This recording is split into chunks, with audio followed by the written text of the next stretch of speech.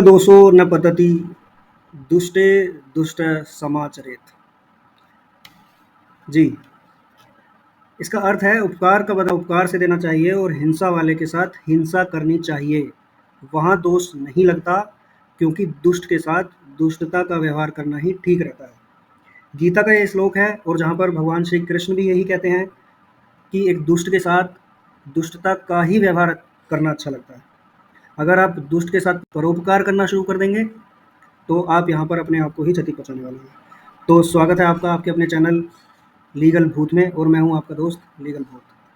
आज हम इस टॉपिक पर बात करेंगे कि कई भाइयों से मेरी बात हुई, वो आज तक एक स्टैंड पे ही क्लियर नहीं है। 7-7, 8-8 साल, 10-10 साल उनके केसेस को चलते हुए हो गए हैं, और आज भी वो यही कहते हैं कि भैया मैं ये कर तो दूँ, लेकिन अगर मैंने ऐसा कर दिया और उसने आने से मना कर दिया तो, या फिर मैं ऐसा कर दूँ लेकिन अगर वो मेरे घर में आ गई तो।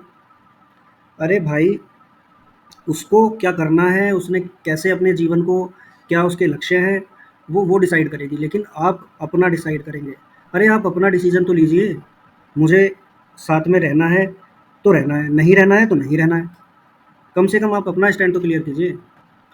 क्या होता है जब एक लड़की जिसके साथ सच में अत्याचार हो रहा होता है, या फिर उसके घर में कुछ कहा-सुनी हो जाती है, तो जो जिसके संस्कार अच्छे होते हैं, वो लड़की वुमेन सेल में जाने से, महिला थाने जाने से, पुलिस स्टेशन जाने से डरती है।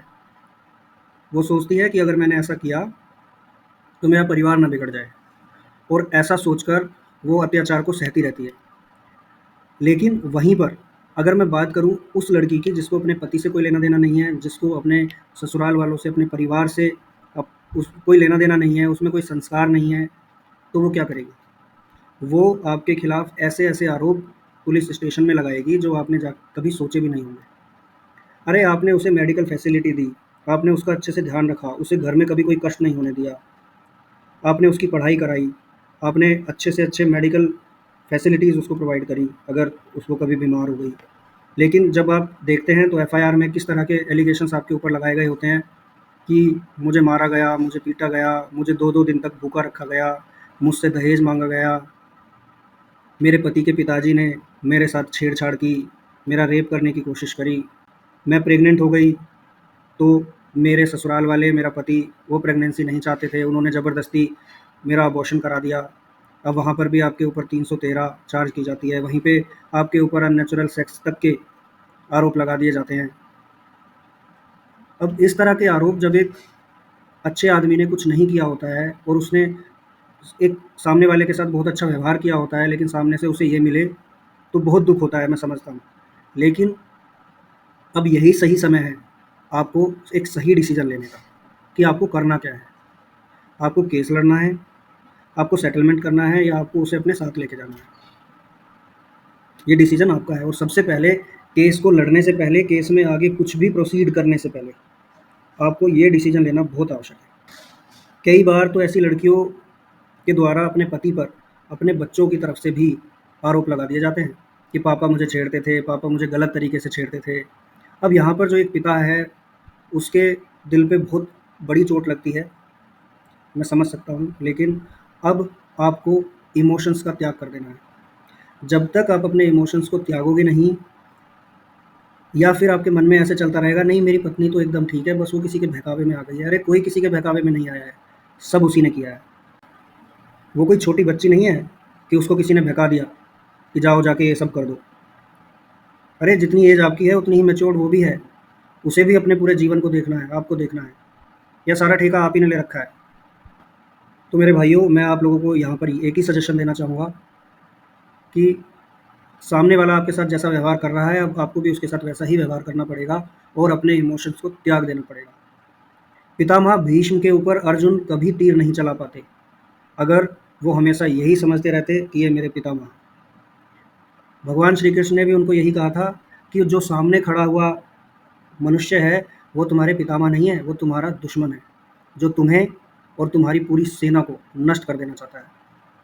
तो आपको भी ये समझना होगा, वो आपकी पत्नी नहीं है, वो आपके रिलेटिव्स नहीं है, जो आपके ऊपर झूठे आरोप लगा रहे हैं और आपको जेल भेजना चाहते हैं, आपको लूटना खसोटना चाहते हैं। दुष्ट के साथ आपको दुष्टता ही करनी पड़ेगी। कभी-कभी ऐसा होता है कि जब एक व्यक्ति नीचे गिर जाता है तो उसको उठाने के लिए आपको भी उसके लेवल से नीचे गिरना पड़ता है।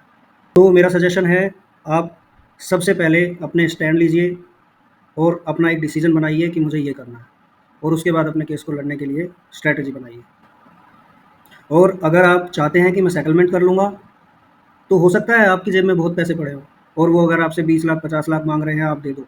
लेकिन यहाँ पर आपको सिर्फ़ अपना पर्सनल एजेंडा ही नहीं सोचना है। आपको सोचना है कि इस तरह से आप ये सेटलमेंट करके समाज में गंदगी फैला रहे हैं। अगर इसी तरह से सेटलमेंट होते रहे और झूठे आरोप लगाने के बाद 50 लाख, 80 लाख, 1 करोड़ मिलते रहे, तो ये केस कभी कम नहीं होंगे। आपके पास तो पैसे हैं, आप तो पैसे देके निकल जाएँगे। लेकिन कोई एक ऐसा है जिसके पास कुछ नहीं है। वो अगर अपनी किडनियाँ भी बेच देगा, अपने पूरे शरीर को भी बेच देगा, तब भी उतना पैसा इकट्ठा करके नहीं दे सकता है। महाभारत में महारथी कर्ण, आप उन्हें जानते ही होंगे। अगर वो सिर्फ़ पर्सनल लेवल पर ना सोचकर अपने पूरे समाज के बारे में सोचते, तो शायद पूरी महाभारत ही ना होती। तो दोस्तों, खुश रहिए, मस्त रहिए और केसेस को लड़ते रहिए, ज़बरदस्त तरीके से। आपके साथ आपकी इस लड़ाई में हमेशा आपके साथ रहेगा आपका लीगल भूत। Thanks for watching. Please subscribe the channel and share this video. Thank you very much. जय हिंद, जय भारत।